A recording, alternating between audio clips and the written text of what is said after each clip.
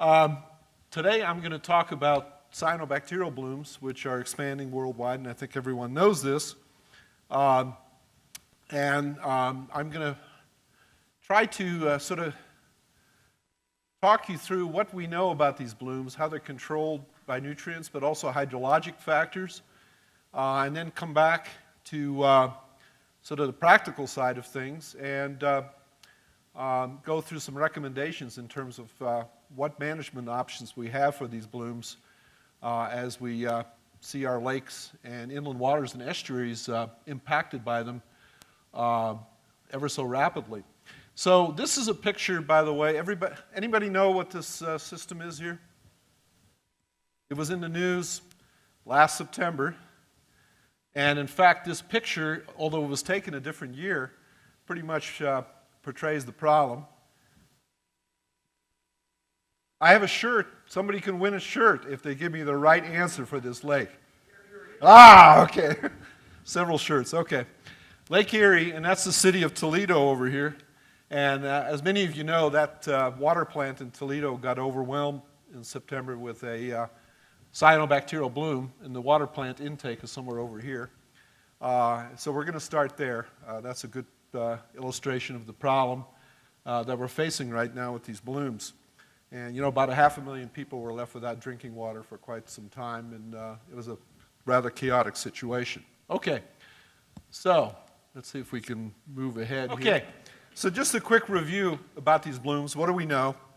And what are the complicating factors that are responsible for some of these blooms? So I think many of you know that there's been an explosion basically of urban agricultural and industrial expansion that has put more nutrients into our waterways. And the nutrients we'll be talking about are nitrogen and phosphorus, which tend to be the most limiting ones. But also water use and hydrologic modifications have been in part responsible, and I'll show you some illustrations for these blooms, changes both man-made and climatic ones. And we know now that climatic change plays a really important interactive role. And one thing we know about cyanobacterial blooms, as opposed to some other blooms, like some of our marine blooms, is that these blooms are expanding and intensifying because there's a long-term record of these in many lakes and inland systems. So the other thing I want to emphasize is that this is not just a freshwater problem. I'm up on the top here, you see some freshwater systems, including Lake Victoria, by the way, the largest lake in Africa. But also these blooms are expanding into estuaries, so there's not a salt barrier to them, which used to be kind of a paradigm, but that's long gone now. And they expand into coastal areas and seas, and these three pictures are all from the Baltic Sea, which is the largest brackish water system in the world, which has had these blooms for quite a long time, several centuries, in part because those expansion of agriculture, urban and industrial areas occurred there 300 years ago. So we have a system that we can use to sort of document how long these blooms have been there in response to human alteration. So the players. Three major groups of cyanobacteria. I'm going to probably use the word cyanobacteria and blue-green algae intermittently, so excuse me if I do that. Three groups. There are coccoid organisms, so little round green things that get aggregated into colonies. The one that probably is most familiar to you all is Microcystis. It's one of the most common cyanobacterial bloom organisms. It produces toxins, causes hypoxia and anoxia, and can disrupt the food webs of many systems that it occurs in. Then we have filamentous non-heterocystis forms. And you see these are filaments, but they're not really differentiated in any specific cells. Among those are the genus Lyngbia and Oscillatoria. Sadeep has been working on a lake that actually has these Lyngbia blooms. These guys can, most of them don't fix nitrogen, which is important. It'll come into the story here pretty soon. But some of them can fix nitrogen, okay? And I'll talk to you a bit about how they do that. And then the third group are the filamentous heterocystis groups, and they are well known and have been documented for quite a long time. They include the usual suspects here, Anabina and Phanosomena, Solyndra, and they have these specialized cells that you can see here. They're lit up by fluorescent immunoprobes for nitrogenase, the nitrogen-fixing cell. So these host the ability for the organisms to fix nitrogen. So these are probably the most highly evolved forms of these three groups, okay? Because these guys can fix nitrogen and they can fix carbon and produce oxygen at the same time. So they've learned to sort of overcome the inhibitory effects of oxygen on the nitrogen-fixing process. So just keep these three groups in mind as we go through the story. We're going to focus a lot on microcystis because it's the one that is really spreading most aggressively worldwide. But all three of them play important roles in these bloom dynamics. Okay, so what controls these blooms? And I put this conceptual diagram on here just to show you sort of the interaction of chemical, physical, and biotic factors that we'll look at when we try to understand how these blooms might occur and how they persist, and maybe how to control them in aquatic ecosystems. So nutrients are an obvious source, and the nutrients come from quite a variety of places, including surface runoff from point sources. Non-point sources are very important, like agriculture and stormwater runoff. And even the atmosphere plays an important role, particularly in areas like China where you have a lot of air pollution, putting a lot of nitrogen up in the air that can ultimately be deposited on the waters. The interaction between nutrient loading and the physical properties of the system are probably the most important, sort of interactive link that controls these blooms. And that would include things like freshwater runoff or freshwater flow into a system that determines residence time, which is essentially how long a drop of water that comes into a system stays there before it leaves. And in estuaries, for example, that is very important in terms of determining flushing rate of estuaries, particularly in relation to tidal impacts. And residence time is important because the cyanobacteria that I've talked to you about are actually pretty slow growers relative to other algal groups. And so they gain an advantage when the residence time is relatively long because that gives them the opportunity to grow up relative to the faster growing guys. So when you have nutrient runoff coming in and then you have a drought following your spring rains or runoff, that's sort of the perfect storm condition for these cyanobacterial blooms to form. That gives them the nutrient supply and also gives them enough time to grow and become dominant. The other factors that are important are physical stratification of the water column, and that's because many of these taxa that form blooms are able to regulate their buoyancy going up and down in the water column. So if you have stratified conditions, for example, sinking phytoplankton like diatoms, they lose out because they simply sink into the hypolimnion and cannot come back up to dominate. Whereas bloom organisms can stay up at the surface when the light is on, and then they go down to the bottom to get nutrients when it's dark. They're pretty smart. And you'll see, I think, as we go through this story, they're incredibly smart in terms of exerting their dominance in the system. Then the other factor that's important from a physical perspective is the actual temperature of the water, because cyanobacteria, their optimal growth rates tend to be way up into the higher temperatures, because they're bacteria. You know, they're cyanobacteria, so they like to grow like E. coli up at 37 degrees or higher. So the warmer it gets, potentially the bigger advantage they have over other organisms whose growth rates are optimized at lower temperatures, like diatoms, greens, and dinos. And then lastly, there's strong interactions with the food web. These organisms are not easily eaten or sometimes avoided totally, so that they have impacts on the food web, usually negative impacts.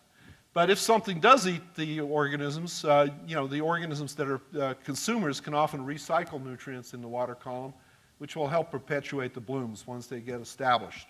Okay? So those are sort of the ground rules for the bloom development. And now getting into kind of the nutrient part of this, we've known for a long time that these organisms require a varied diet of nutrients, including nitrogen, phosphorus, and trace metals. But the paradigm in limnology that has been around for a long time is that to control these organisms, it's probably most important to reduce phosphorus. And that paradigm is based basically on the fact that we know that they can fix nitrogen, or at least some of them can fix nitrogen. And there was a rather provocative paper published back in 2008 by David Schindler, who's a very well-known limnologist, saying, when you can read it yourself, eutrophication of lakes cannot be controlled by reducing nitrogen inputs. And that was based on a long-term data set from one of the Canadian experimental lakes, Lake 227. So us estuarine people were rather startled at that paper because we've known for a long time that in the marine environment, nitrogen is often limiting. And some of us have known that, in fact, some freshwater systems have nitrogen in them. So this paradigm, which has been put up here, has been challenged by many of us, including myself. And I'll go over the reason for why this has been challenged and why we need to consider nitrogen in the game of controlling these cyanobacteria as well. And that's a very important distinction, whether you control them with just one nutrient or both of those nutrients. There's a lot of money involved. Nitrogen is very diffuse. It's usually more difficult to control than phosphorus in systems. So, getting that right is very important in terms of controlling these blooms. And the Schindler sort of paradigm is based on the fact that phosphorus is needed to support the nitrogen fixing process. Okay, here's the biochemistry, basically, of nitrogen fixation.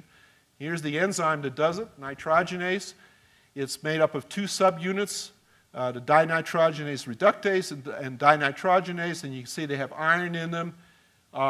And they are essentially powered, or the energy supply that drives this enzyme reaction is very reliant on phosphorus. So that's the sort of the basis for why phosphorus limitation is important in terms of supporting this nitrogen fixing process. And let me just go back. So the argument that Schindler et al. Made was that, well, you don't have to worry about nitrogen because nitrogen fixation will take care of all the nitrogen requirements when you have enough phosphorus in a system. And I'm going to hopefully prove to you that that's not true, because there are other factors that control nitrogen fixation. It's not so simple. It's not just dumping in a bunch of phosphorus and getting out a certain amount of nitrogen. Okay, so the question then is, are the findings from Lake 227 applicable to other systems, particularly ones that are impacted by these cyanohabs? And I'm going to take you to China. This is Lake Taihu, and Taihu in Mandarin means big water. So I'm just going to use Taihu and not put lake in front of Taihu, which is proper Chinese. This lake is the third largest lake in China.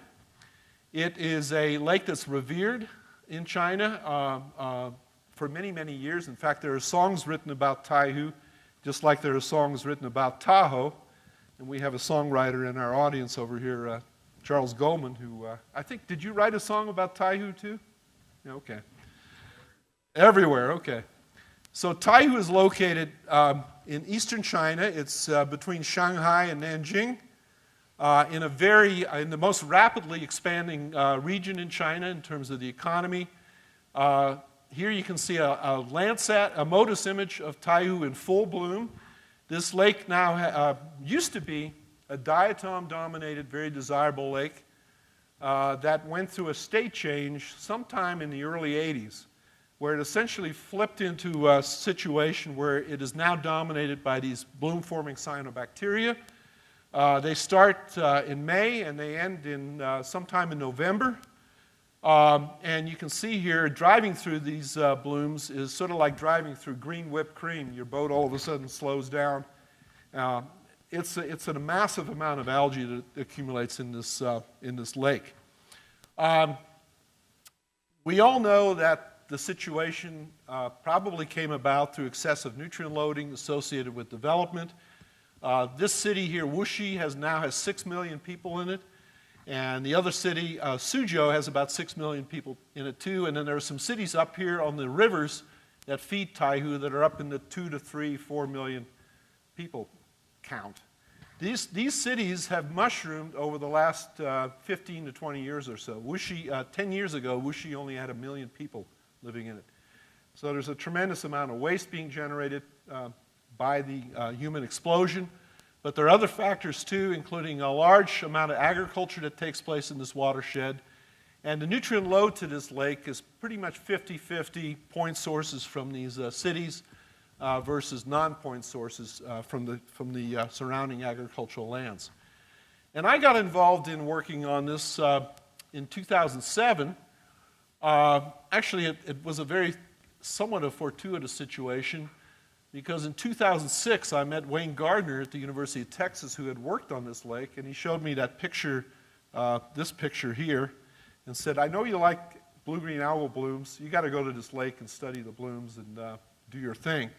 Well, we got together with the Chinese in late 2006 and actually started a collaborative project to work on the lake.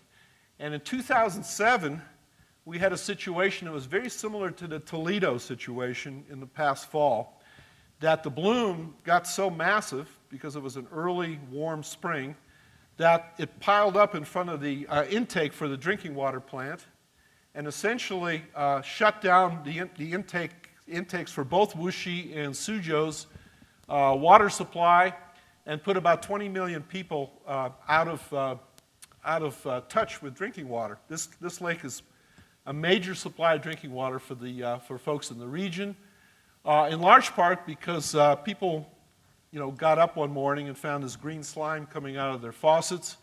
So people knew there was a problem there. And then they discovered that there were toxins associated with the algae that were being taken into the drinking water plant. That put everybody on alert, and the central government in Beijing had to essentially bring drinking water into the basin to supply water for 20 million people. Interestingly enough, the politics of all this are very similar to what would occur in the U.S. The politicians came and showed the public that you could drink the drinking water, but nobody believed it. It's just like people, frying fish from lakes that are contaminated in the U.S. So there's nothing different there between the U.S. and China. So that has really created a tremendous amount of focus on this lake in terms of solving the water quality problems. And this is the organism, by the way, Microcystis, which is responsible for those blooms. Microcystis is a non-nitrogen fixer. Just kind of keep that in the back of your head here when we start going through the nutrient issues here. So it needs nitrogen that comes in from outside of the basin. Okay, it can't fix its own nitrogen.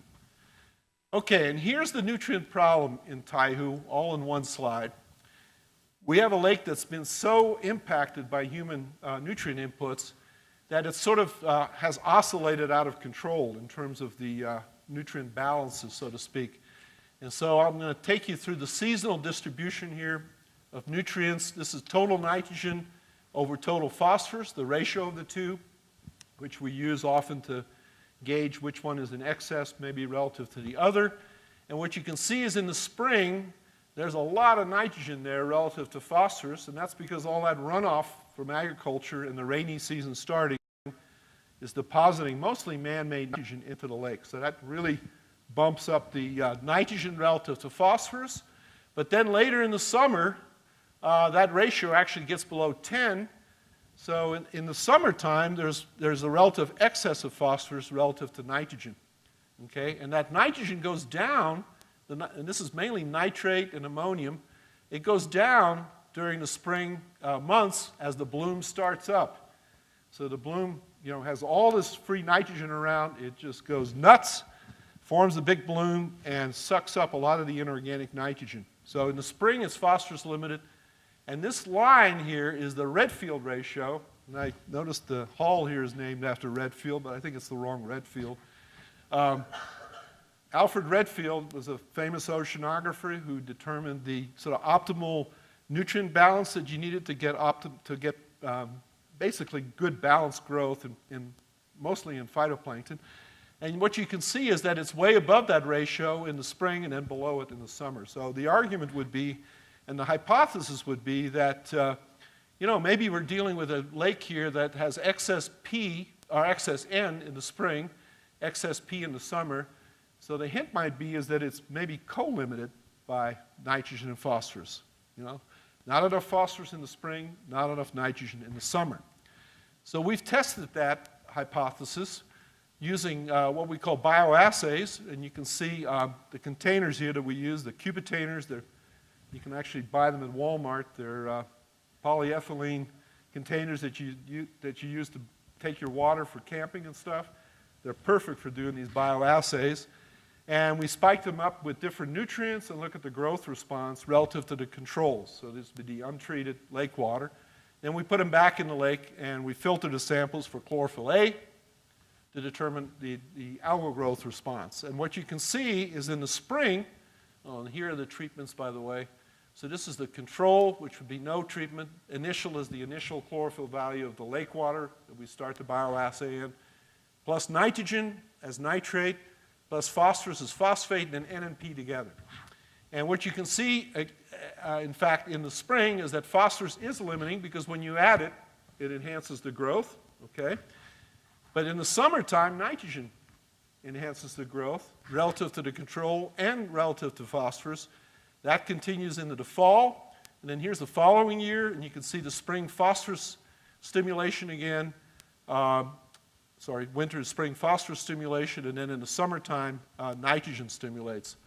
But the greatest stimulation is when you add N and P together, okay? So this lake seems to exhibit what we call dual nutrient limitation. And that does not violate Liebig's law of the minimum, which says that only one nutrient can be limiting at one time. The lake is essentially dual nutrient limited if you look at it over a seasonal scale, okay? So it's limited by phosphorus in the spring, nitrogen in the summer. And nitrogen is critical here because in the summertime is when we have these massive blooms. So it tends to argue that, you know, we need to pay attention to nitrogen as well as phosphorus in order to understand and ultimately control these blooms. And this is my manager version of that other slide. Managers don't like to look at data, so this is a very simple, a manager and politician slide, I might say, where we filtered 100 milliliters from our controls. So these were incubated in the lake for, I think, 48 hours. And you can see this is the sort of baseline chlorophyll level. This is what you get when you add nitrate. This is what you get when you add phosphate, and this is when you get when you add N and P together. Everybody agree with me? There's a nitrogen and phosphorus effect here? Okay. And the politicians actually agreed with this in Taihu, and now they are starting to not only control phosphorus, but nitrogen as well. So we're moving in the right direction with this lake. The other interesting thing is that since microcystis is dominant in the lake, about 80% of the biomass is microcystis, we can actually look at the toxicity. In this case, we're looking at microcystins, so that would be the toxin produced by microcystis, and correlate that with chlorophyll. So this is a really useful management tool because they don't have to actually measure the toxin, which is very expensive. They can estimate what the toxicity is just based on chlorophyll A levels in the lake. This saves a lot of money and gives them very quick answers. And you can see that for a bulk of the time, here's the WHO acceptable level of microcystin, which is 1 microgram per liter. You can see that this lake exceeds the WHO acceptable level for quite many times in the year. So we've kind of helped them develop a useful management tool here just by measuring something that's simple to measure in the lake. So the question then arises, can we use Taihu as a kind of a looking glass for other systems that are having similar problems? And I think many of you recognize some of these systems. Here's the Baltic Sea. Again, the St. Johns River, the largest river in Florida, Lake Erie, Okeechobee, the largest lake in the southeast of the U.S. This is another lake in China, Jiangxi, which is in Kunming. And Charles, I think you've been to this lake too. And again, another nice scenic shot of the St. Johns River showing you a bloom off of the nice expensive houses that all have septic systems on the St. Johns River. And I want to just point out one thing about cyanobacteria relative to our marine analogs. You can't write your name in a red tide, but you can write your name in a cyanobacterial bloom, so just remember that. Okay, so if we go to Florida, to the St. Johns River system, we have a cousin of Microcystis there, Solyndra raciborskii, and don't worry about pronouncing it. You need to work on it for about 10 years before you can actually pronounce it. It's a filamentous cyanobacteria, and it has these cells, these heterocysts. You can see them right here, so it can fix nitrogen if it has to. But this organism is really good at taking up phosphorus, so it can compete with all the other algae out there for phosphorus. It can also compete for the available inorganic nitrogen, particularly ammonium, which becomes very important during the summertime when the system is operating on regenerated nitrogen. If it has to, it'll fix nitrogen, but it often is very reluctant to fix nitrogen because it's a very expensive process energetically. So if it has a choice to grow on regenerated nutrients coming from the sediments back up into the water column, it'll prefer that over fixing nitrogen. And very important about this organism is that it tolerates low light, which makes it a little different from these surface bloom formers like Microcystis anabina and Aphanasomena. And we think that it's invasive in Florida waters, ones that already have blooms on them, because it can simply grow underneath the surface bloom. So this organism can coexist with the others that are already out there blooming in the system. And it's a toxin former, so it's also of concern. And if we do these bioassays with Solyndra, you get results that are interestingly very similar to the Taihu situation. This is primary production or photosynthetic production, carbon being fixed in the system that we tested in our bioassays. So here's the control after 1 day, after 4 days. If you add nitrogen, you can see stimulation. This is for all the phytoplankton, by the way, in the system. If you add phosphorus, you get some stimulation. But generally speaking, if you add N and P together, you get more than N or P alone. And if we just look at Solyndra based on cell counts, you get a pretty similar picture. Solyndra likes nitrogen, and it'll be able to use nitrogen at very low concentrations. It also likes phosphorus, but it usually does best with N and P together. So it kind of gives us a very similar type of situation as you get in Taihu. If we look at other lakes that have been fertilized, and this is data from one of our colleagues, Wayne Wurzbaugh, who also was at UC Davis around the time when I was there. Wayne summarized all the data from lakes in which nutrient additions have been done to the whole lake. Okay, so very similar to the Lake 227 story. In fact, Lake 227 is included in this data set. And what you can see is that in these situations, nitrogen by itself does stimulate. Phosphorus stimulates too, but generally not as much as nitrogen, although there are some exceptions to that. But looky here, N and P together give you much more than nitrogen or phosphorus alone. So this tends to argue again for the N plus P as opposed to P only or even N only solution to reducing primary production. Let's go to the best known estuary in the country, Chesapeake Bay. And this is data from one of my colleagues up there, Tom Fisher, who basically does the same bioassays that we do, except in Chesapeake Bay. And Tom really did a great job of summarizing all this data that he collected over time, so January through January. And then he did it along the axis of Chesapeake Bay. So 0 would be here at Norfolk at the entrance to the Atlantic, and then he did them all the way up here to the headwaters of the Chesapeake Bay where the Susquehanna River comes in, so that would be up there. And he actually determined then from these bioassays what was limiting these blooms potentially in the Chesapeake Bay, in the tributaries. And what you can see is that in the wintertime, light is limiting, and that makes sense because you have the least amount of light in the wintertime. Then with all that runoff coming from the watersheds, you get phosphorus limitation generally showing up in the spring. And then there's this big extensive period of nitrogen limitation in the summer. Again, that's a critical time. That's when you get the toxic blooms and you get hypoxia and anoxia and fish kills and things like that. And then the whole thing swings back again to P limitation. But it's not so pronounced in the fall, and that's because you don't get as much runoff as you get in the spring. All that nitrogen-rich runoff in the spring tends to force the system into phosphorus limitation. So this makes a lot of sense relative to the hydrology and the actual water loading into the system. If we go to North Carolina, to the Neuse River estuary, we see a somewhat similar story. This is one of the creeks here coming into the lower Neuse estuary. This is a what we call an oligohaline system, salinity of only up to about 5 PSU, but we do get blooms there. And what you see is that nitrogen, again, is stimulatory in both, in either nitrate, ammonium, or organic nitrogen forms. This would be urea. No phosphorus stimulation, and N and P together give you the most. Now, I know this is starting to sound like a broken record, but I just wanted to give you kind of a geographic line of evidence here for all these systems.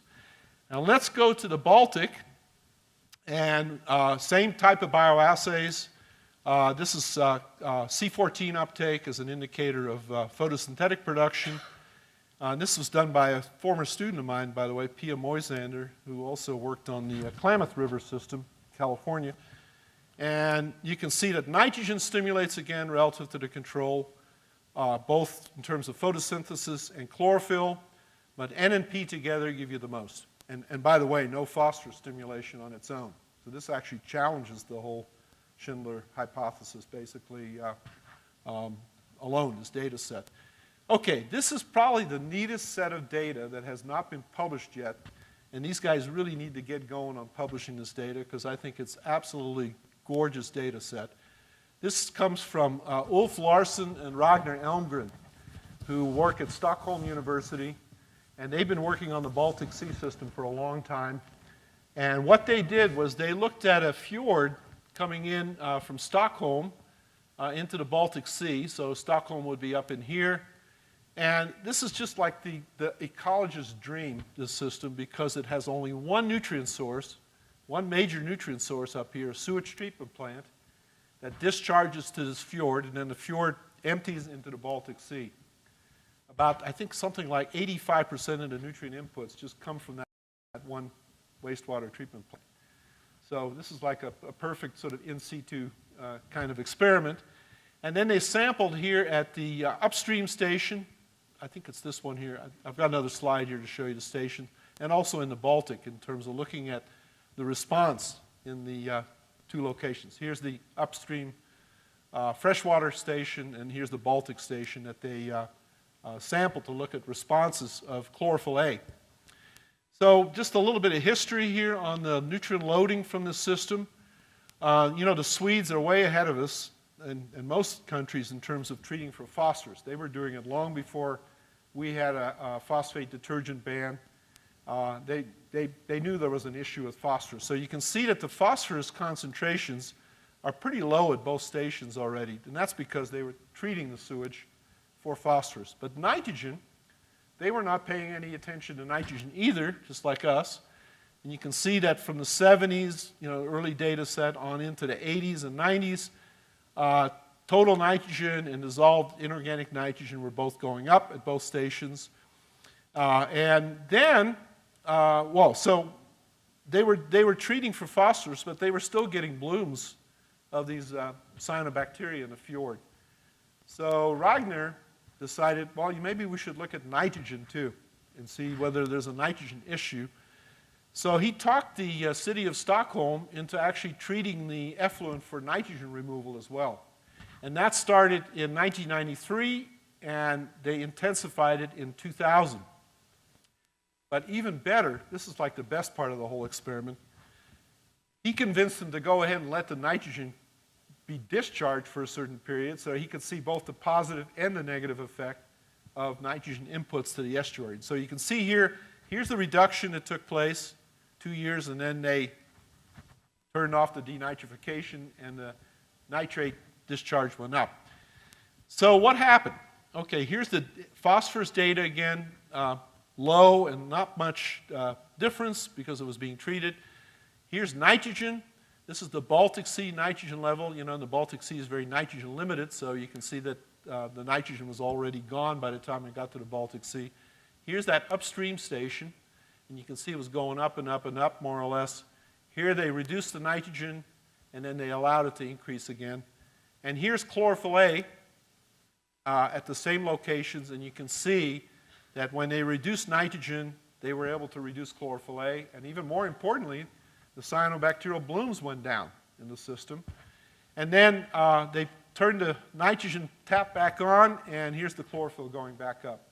So it's really a neat, in my mind, this is one of the best whole system experiments that's been done. And then they took the data, and from that calculated essentially the threshold level at which they would need to reduce nitrogen to avoid the blooms.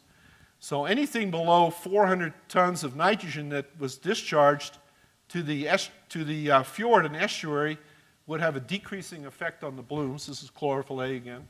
So this is really a good example of using, good basic data to do environmental management in the system. And it's also convincing that nitrogen makes a difference as well, in addition to phosphorus. All right, so let's go back to the Schindler hypothesis. And just to sort of reiterate what the hypothesis was based on, that hypothesis was based on the fact that why worry about nitrogen? Because nitrogen fixation would take care of the nitrogen supplies to the system.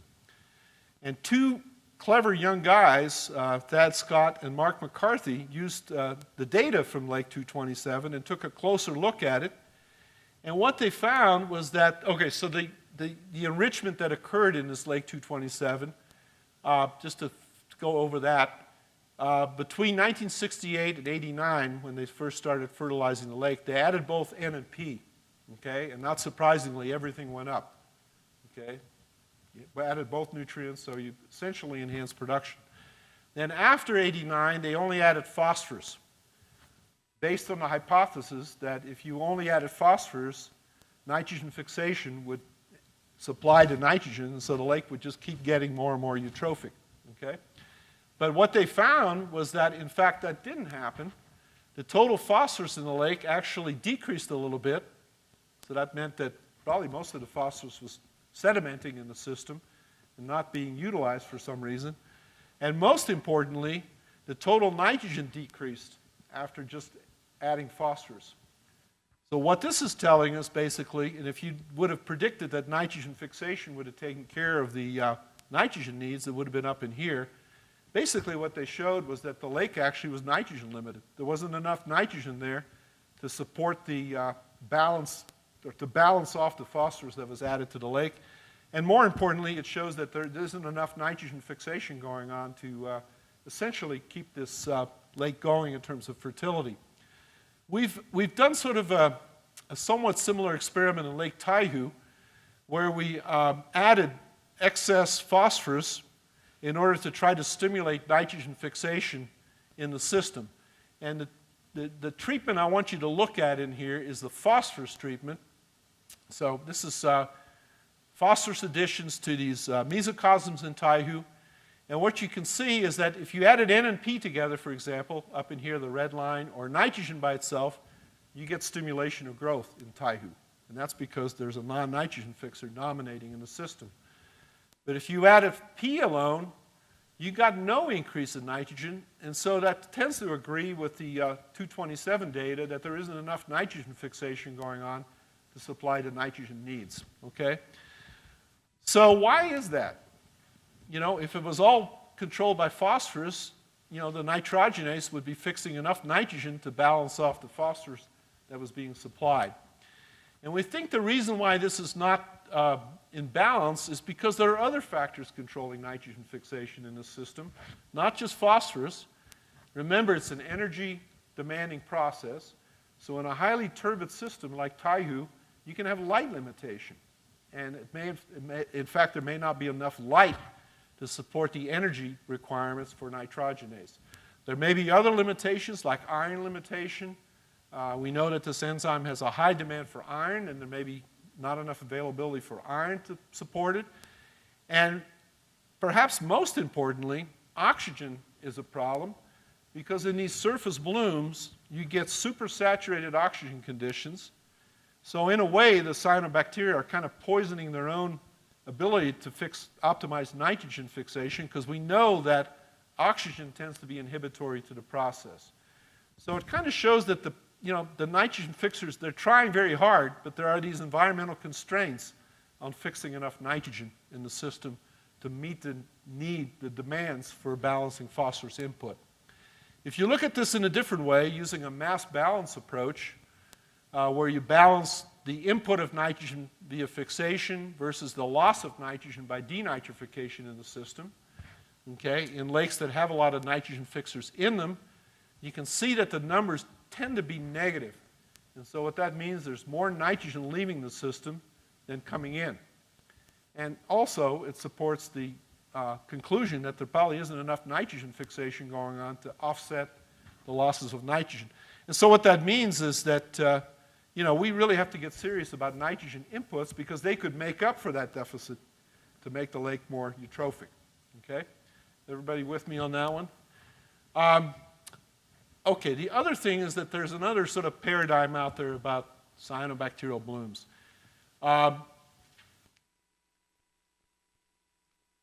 The materials that have been published tend to argue that low N to P ratios would favor cyanobacteria, again, because they can fix nitrogen.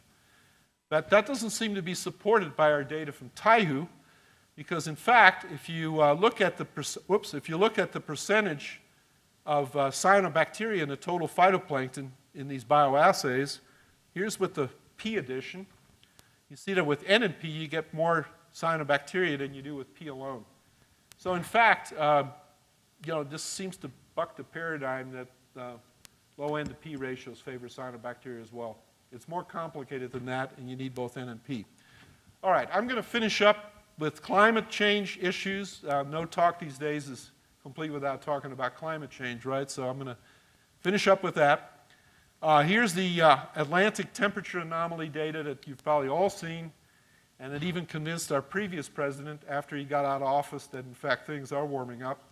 And if you're not convinced by that, there are other factors that could indicate that things are getting warmer out there. Okay. So here's the argument, here's the cyanobacterial argument then in terms of climate change, why cyanobacteria might be favored. This is the growth, these are the growth rates, and this is from a lot of different databases from cultures, showing you sort of the optimal growth rates for these different groups of algae. So here's diatoms, which tend to optimize somewhere between 15 and 20 degrees, dinoflagellates, chlorophytes, which actually do pretty well at higher temperatures, and here's cyanobacteria up there. And it's quite clear that cyanobacteria seem to prefer the warmer conditions. So as things are getting warmer, it's optimizing their growth rates relative to these other more desirable phytoplankton. And from that, we've concluded that cyanos like it hot. And I think there's actually some data to support this. And I just wanted to throw a few kind of speculative things out there. One of them has to do with Lake Erie.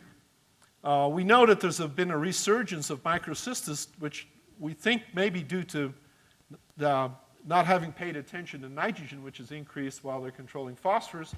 But there may also be a climatic effect there, because Erie is the warmest of the Great Lakes. And this is a temperature, a NES's SST temperature image, satellite image showing you the temperatures I think this was in September of 2009, September 2011. And you can see that Erie is by far, Ontario is pretty warm too, but Erie is the warmest.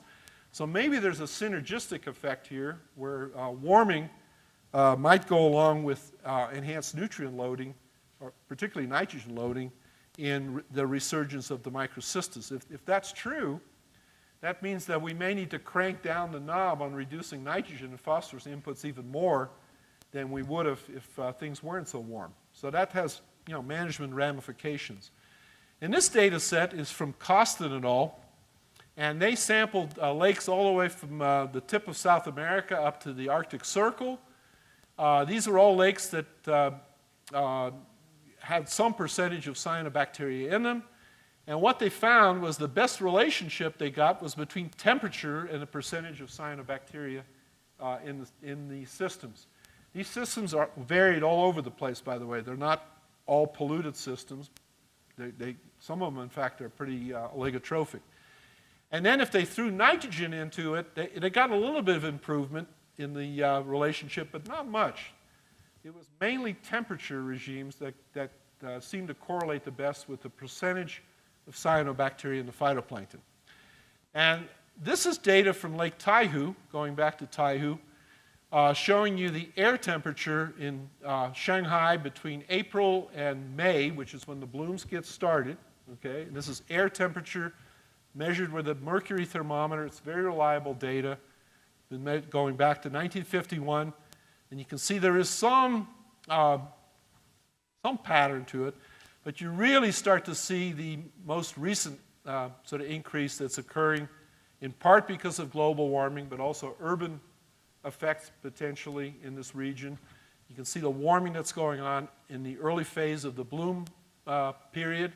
We don't have air temperature or water temperature in Taihu going back that far, but if you look at the surface water temperature in Taihu starting in the early 90s or mid-90s, you can see that that's gone up too over the same time frame.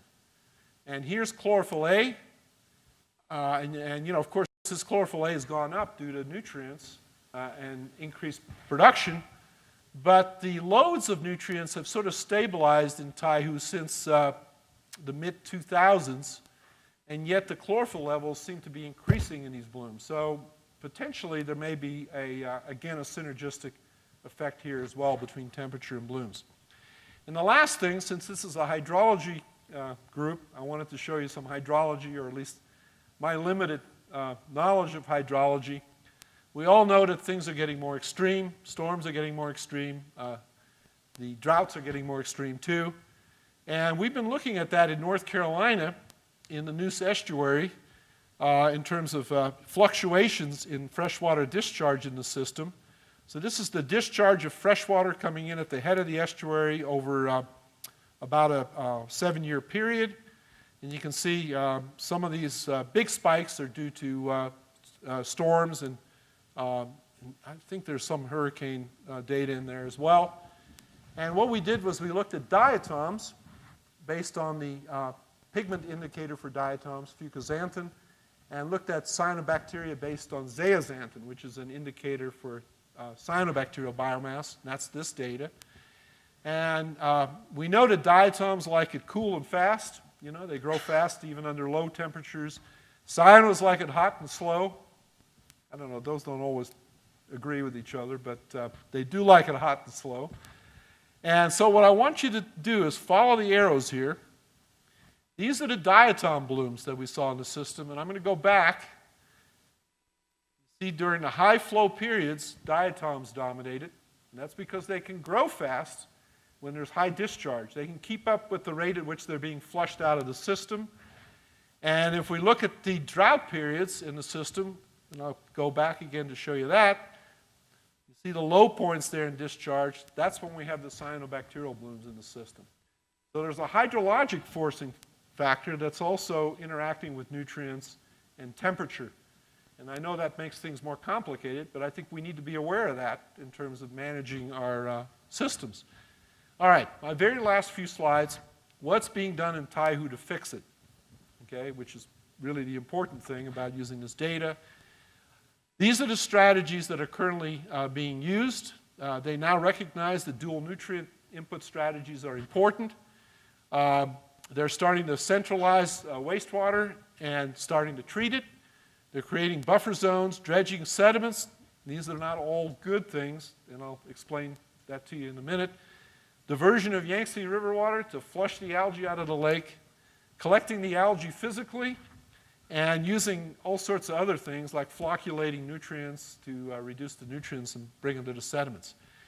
Okay, you don't need to read the Chinese, just read the upper part here, which is really the good news that they're building new wastewater treatment plants that are already starting to remove phosphorus, but they are going to go online, many of them, to start to remove nitrogen, which is really good because many of these plants are collecting the centralized wastewater from the cities.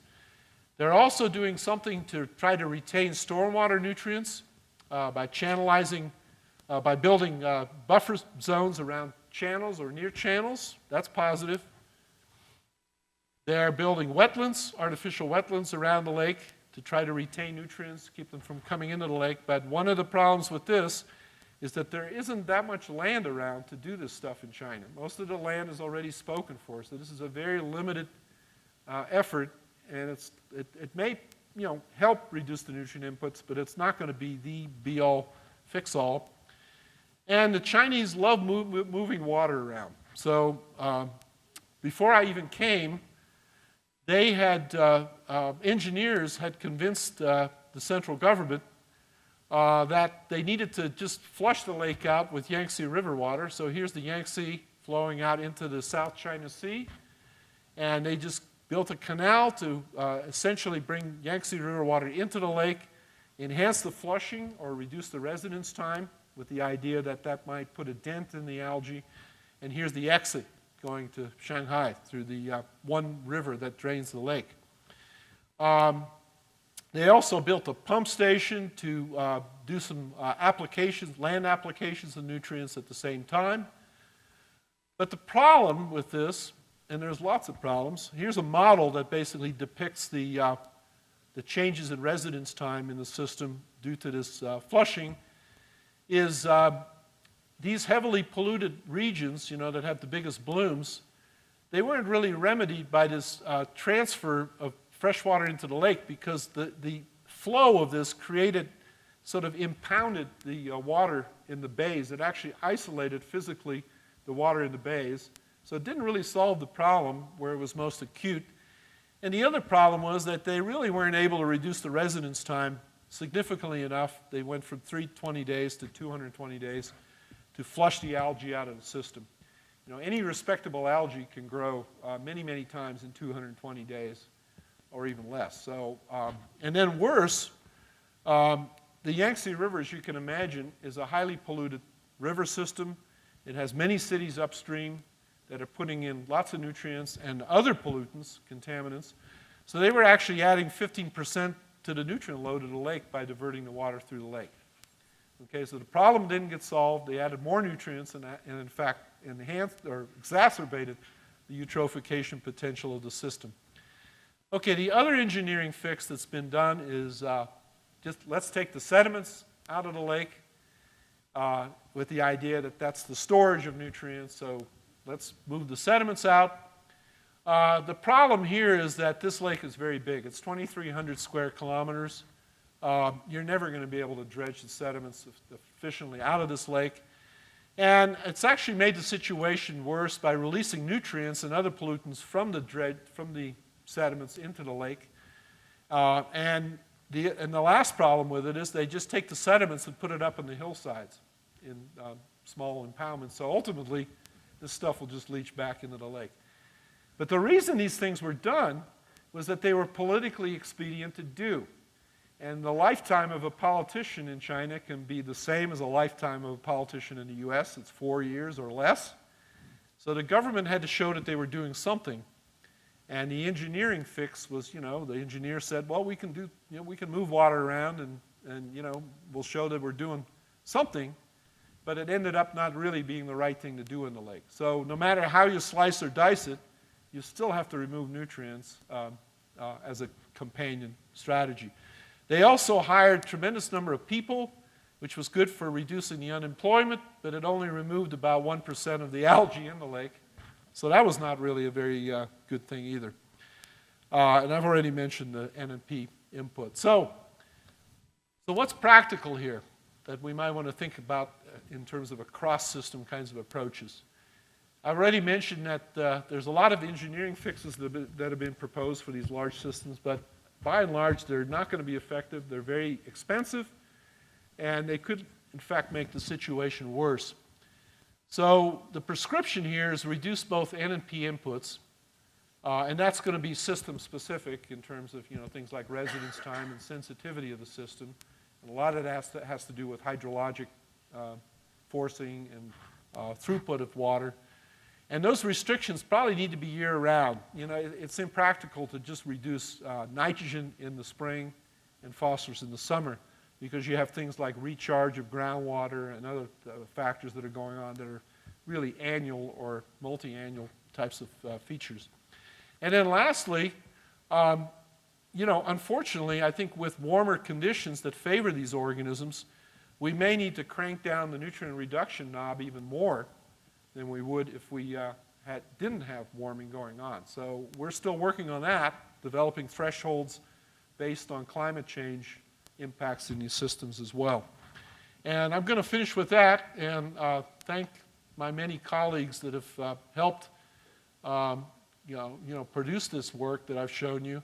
This is Tim Otten, by the way, who does a lot of the toxicity analyses. He got his PhD working on Lake Taihu. And I just wanted to thank NSF, EPA, which actually got the Chinese and us together initially, funding a meeting. And then additional support by the Chinese. We actually have some funding for our graduate students by the Chinese and are working collaboratively with them to help them get funded in China as well. And lastly, don't forget about nitrogen in addition to phosphorus. And I'll just stop there. Thank you.